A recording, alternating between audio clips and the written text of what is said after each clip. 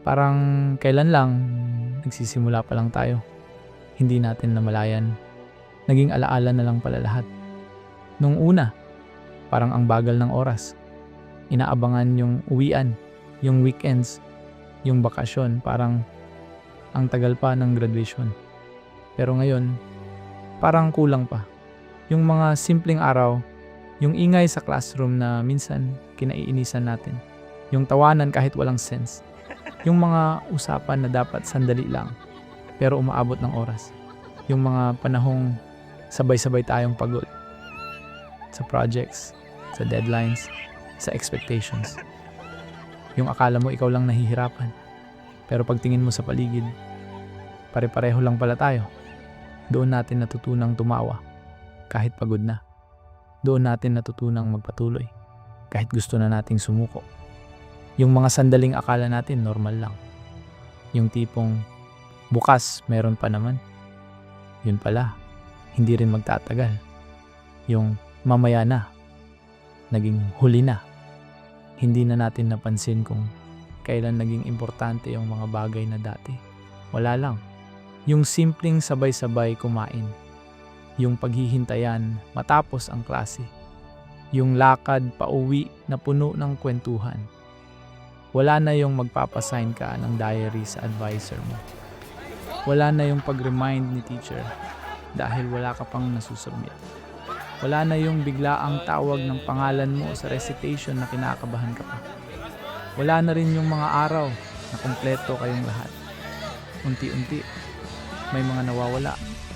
Hindi dahil may mali, kundi dahil tapos na talaga. At siguro, yun yung hindi natin inasahan. Hindi yung pagtatapos, kundi yung bilis ng lahat. Parang kailan lang nangangapa pa tayo. Ngayon, kailangan na natin umalis.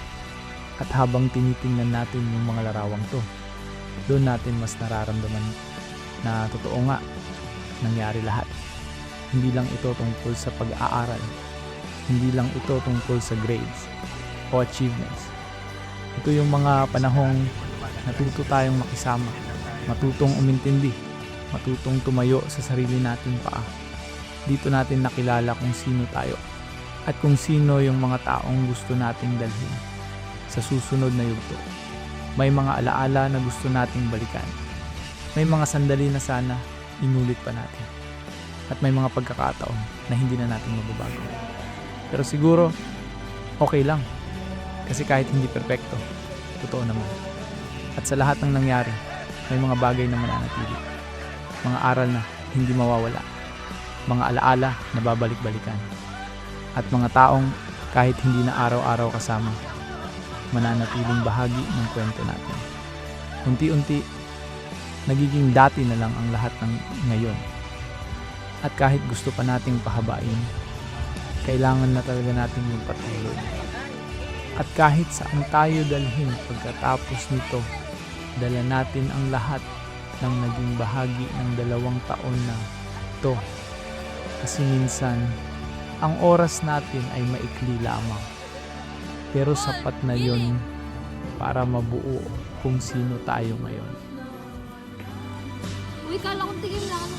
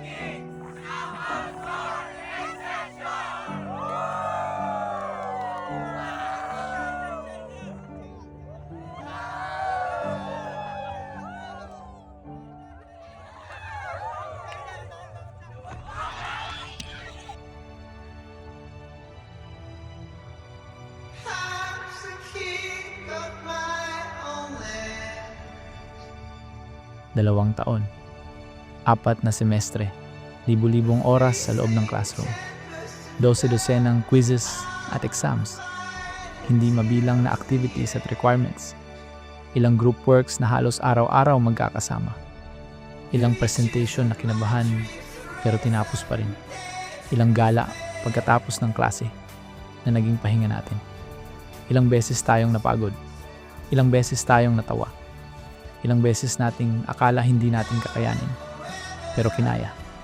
At sa dami ng bilang na yun, iisa lang ang malinaw, graduating na tayo.